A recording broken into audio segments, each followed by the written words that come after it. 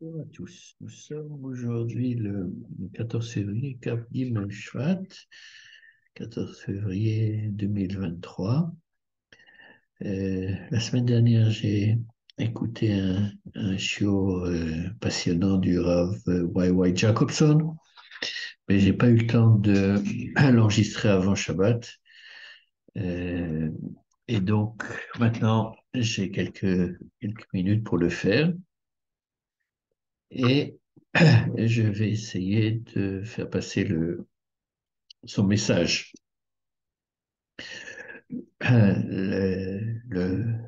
paracha s'appelle Yitro, et en dehors des 10 commandements, qui sont une partie centrale, il y a l'arrivée de Yitro au camp, et ensuite Yitro observe que Moshe est occupé du matin au soir avec un nombre incalculable d'Hébreux qui viennent lui demander quoi faire dans tel cas, ou bien de juger entre eux.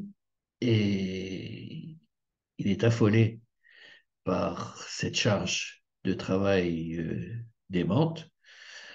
Et il dit à Moshe, comme vous le savez, c'est l'auto, ça marche pas, ça va pas. Tu vas, tu vas t'écrouler, et non seulement tu vas t'écrouler, mais personne ne va être satisfait en fin de compte d'être dépendant uniquement de toi pour savoir quoi faire. Il faut que tu installes un système juridique euh, avec des gens qui seront responsables de 10 personnes, de 50, de 100, de milliers, etc. Et ça te déchargera de cette charge qui est euh, inhumaine d'une certaine manière, qui peut tenir, euh, qui, qui peut tenir. Euh, et euh, le Rav Jacobson dit, euh, bien qu'il n'y ait pas Polytechnique à l'époque, ou je ne sais pas moi, HEC ou Sciences Po, euh, il dit, après tout, la suggestion de Yitro, il n'y a pas besoin d'être sorti d'une grande école pour la faire. Il pouvait lui la faire parce que ça, une relation privilégiée qu'il avait avec Moshe, mais ça semble assez simple. Et non seulement ça semble assez simple, c'est moi qui rajoute, mais euh, Moshe a été élevé chez Pharaon, donc il a vu qu'est-ce que ça signifiait de diriger un grand pays, et donc l'administration qu'il doit y avoir derrière, quelle qu'elle soit. Et donc ce concept, je dirais pyramidal, oui, euh, qui est en Égypte en particulier bien adapté, excusez-moi pour ce jeu de mots, euh, c'est, comment dirais-je, on peut se demander comment se fait-il que Moshe n'y ait pas pensé. Et c'est la question que Rabbi Jacobson pose. Et il dit, c'est pas que Moshe n'y a pas pensé, c'est que de son point de vue à lui, ce n'était pas la méthode qu'il fallait appliquer. Et ça, c'est surprenant. Rav Jacobson parle d'un niveau personnel qu'il doit recevoir. Il a, il y a 6 000 mails qu'il a reçus auxquels il n'a pas eu le temps de répondre, ou il doit, je ne sais pas combien de milliers de mails il reçoit tous les jours. Et il se sent comment dirais-je, le devoir de répondre à chacun, à chaque mail, mais c'est difficilement gérable. Et ça, c'est 6 000 mails. Oui, là, on parle des Bnei Israël qui sont dans le désert, et c'est plusieurs millions d'individus. Donc, c'est objectivement ingérable. Donc, pourquoi est-ce que Moshe s'est a insisté à s'engager dans cette voie et il propose ce que je qualifierais d'une approche chassidique. C'est vraiment comme ça que je la comprends. Et donc, je voudrais essayer d'expliquer ce que le Rav Jacobson, comment il propose de comprendre cette en fait, volonté de Moshe de faire abstraction d'une structure pyramidale, de passer par des intermédiaires, en fait, et d'avoir un contact direct avec toute personne souhaitant lui poser une question.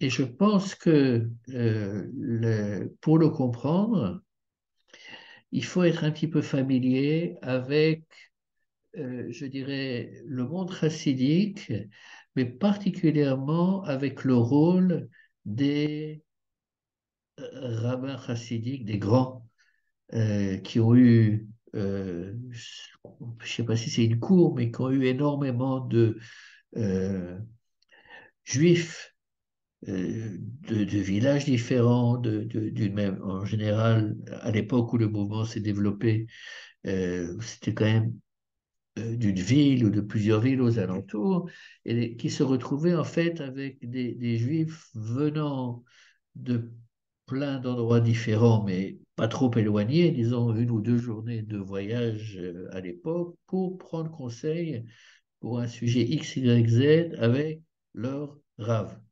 Oui, euh, c'est un concept qui existe, c'est une formule qui existe encore aujourd'hui euh, chez les juifs qui ont un, un rabbi, un rave, euh, qui pour eux représente euh, d'une certaine manière, comme Moshe les Havdil, le, un intermédiaire fiable entre eux et Akadosh Baruch Hu, et sans mettre de côté péjoratif à ce caractère de ce mot intermédiaire. Et pour ceux qui ont lu beaucoup d'histoires chassidiques, que ce soit des vieilles ou que ce soit des récentes, il me semble que ce qui caractérise les grands sages, les grands sadikim de, de ces générations, c'est la chose suivante. C'est que ils avaient la capacité, nous sommes tous différents, oui, à plein de niveaux que ce soit. Mais eux avaient ou ont cette capacité de d'identifier, de se connecter à ce que on appelle notre âme, notre neshama, etc. C'est-à-dire que pour comprendre ce, ce choix qu'a fait Moshe, il faut vraiment rentrer dans une sorte de monde qui est dans le monde, je dirais, rationnel, pur, n'est pas un monde qui parle à beaucoup de gens, mais qui n'en demeure pas moins un véritable monde qui vit et dans lequel, effectivement, euh, et je ne veux pas donner 36 000 exemples de cas particuliers, parce il y en a beaucoup, où effectivement le rabbi, le rave, a cette capacité de voir qui est la personne qu'il a en face de lui, mais pas au niveau de ses vêtements, pas au niveau de son travail, mais vraiment au niveau de sa neshama et qu'est-ce qui bloque, quel est le problème, ou le ou les problèmes, etc. Euh, on raconte juste une histoire avec un rabbi qui recevait comme ça ses chassidim et qui changeait ses vêtements euh, 10 fois dans une journée. Enfin, je dis 10, un nombre incalculable de fois dans une journée parce qu'il transpirait beaucoup. Alors un jour, quelqu'un de proche de lui lui a demandé pourquoi et il a expliqué la chose suivante, c'est que quand il a un chassid qui vient, ce qu'on appelle en yéchidout, dans un entretien particulier pour le voir, eh bien, pour bien comprendre la personne qu'il a en face de lui, il, entre guillemets, se déshabille, enlève ses vêtements de rame et essaye d'enfiler les vêtements de la personne qu'il a en face de lui. Et ça exige un travail, euh, en l'occurrence, qui est non spirituel, mais physique, puisqu'il transpire tellement ce travail de se mettre à la place d'autrui et d'être tuning, en harmonie avec cette personne-là, euh, c'est un effort qui, en tout cas chez ce rave en question, se traduisait par le fait que ça le faisait transpirer énormément et qu'au bout d'un moment, ses vêtements étaient totalement mouillés et qu'il devait en changer. Oui, ce sont des concepts euh, qui, qui peuvent peut-être à ceux d'entre vous vous apparaître nouveaux, mais qui sont vraiment une réalité de ce monde-là. Et donc, à partir du moment où le rabbi est en connexion véritable avec le chassid ou la personne qui est venue le voir, ce n'est pas nécessairement un chassid ou une, oui, eh bien, en raison de son niveau spirituel et de là où se situe sa neshama, oui, qui est visiblement à un niveau supérieur largement au nôtre, il est capable de tenir un discours qui est susceptible d'aider véritablement la personne qui est venue le voir. Et là donc, je transplace, maintenant, je passe à Moshe Rabbeinu. Et lui, c'était le premier rabbi, en quelque sorte. C'est-à-dire que il a reçu la Torah, l'enseignement divin, directement, et il souhaitait être accessible à tous les héros, à tous ceux qui étaient à ce moment-là avec lui, parce qu'il savait que ce travail de se mettre, je ne sais pas si je parle pas de question de niveau, mais de se mettre en synchronisation avec l'hébreu ou le ou la qui vient le voir, c'est quelque chose qui est fondamental pour pouvoir faire passer le message de la Torah de telle manière que cette personne-là la comprenne et puisse la mettre en pratique derrière, ou s'il y a un conflit, pour essayer de résoudre les conflits. Et à ce propos, le Rav Jacobson a raconté une très très belle histoire qui illustre ce point-là. Il fait remarquer la chose suivante au niveau du texte. Quand Moshe commence à expliquer à Yitro pourquoi il procède de la manière suivante. Il dit la chose suivante, Vayomer Moshe lechotno, ki avo elai ha'am lidrosh Elohim. C'est le verset Tedvav. Quand le peuple vient me voir pour savoir ce que Dieu veut, euh, Ki yelehem davar, c'est le verset d'après, Ba elai veshafati ben ish u ben re'eu.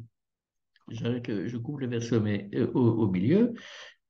Quand ils auront un sujet d'avare, Ba Elai, il viendra me voir. Et là, fait remarquer le Rav Jacobson, il y a une incongruité grammaticale. Quelle est-elle? C'est que il est indiqué qui est la hem d'avar, c'est-à-dire que quand ils auront, mettons, une dispute ou une question, euh, qui est bas et Elai. Il y en a un qui vient. C'est pas les deux qui viennent. C'est pas, mettons que Shimon et Lévi se sont disputés ou une machloket, ou ils ne sont pas d'accord sur quelque chose. Et en fait, euh, il y en a un qui vient. C'est pas les deux qui viennent. Ce qui apparaît a priori surprenant. Et pourquoi?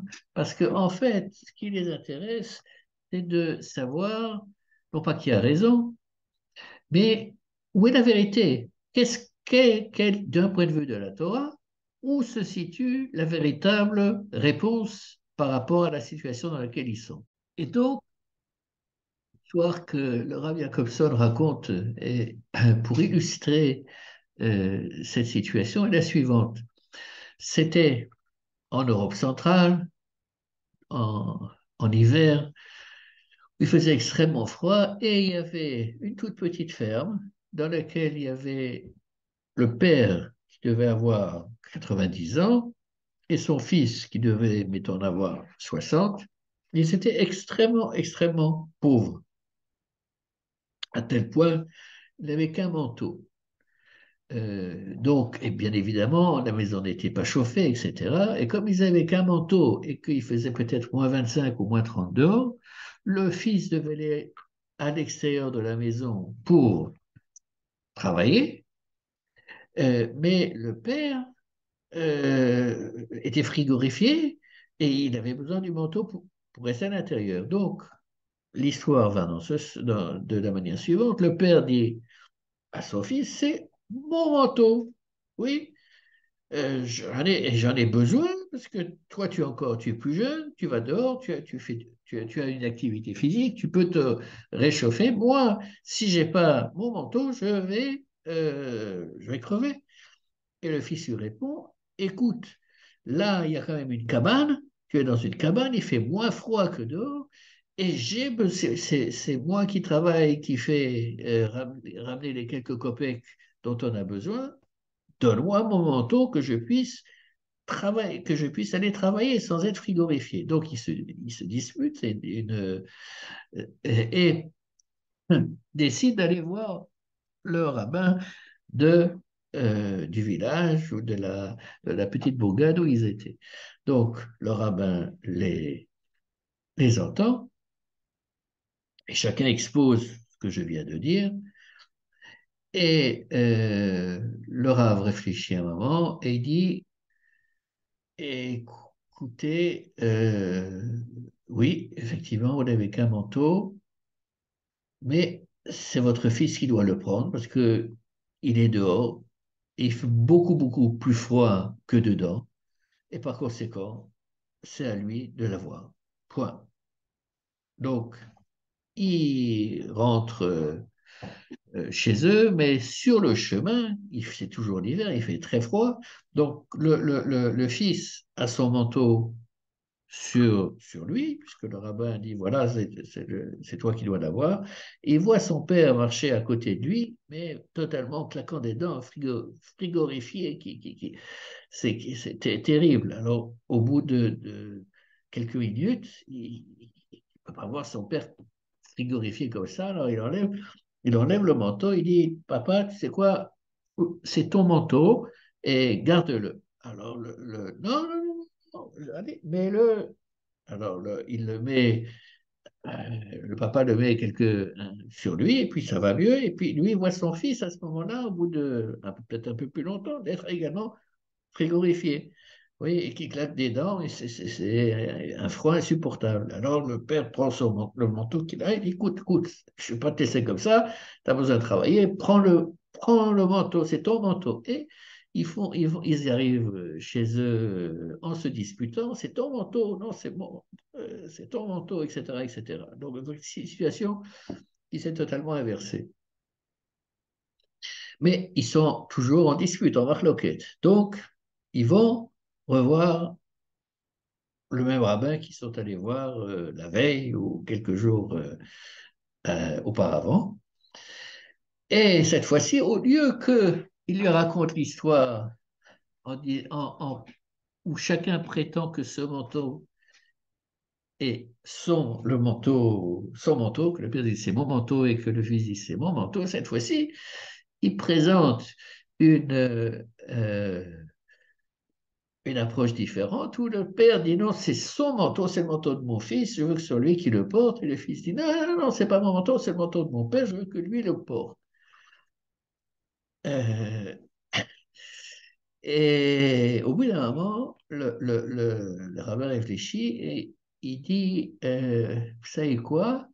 Tout d'un coup, je me rappelle que j'ai un manteau que j'utilise pas en fait. J'ai deux manteaux, il y en a un que j'utilise pratiquement jamais. Euh, eh ben, si vous voulez, je vous le prête avec plaisir. Et quand ce sera l'été ou le printemps, quand il fera plus froid, ben, vous pourrez me le rendre. Euh,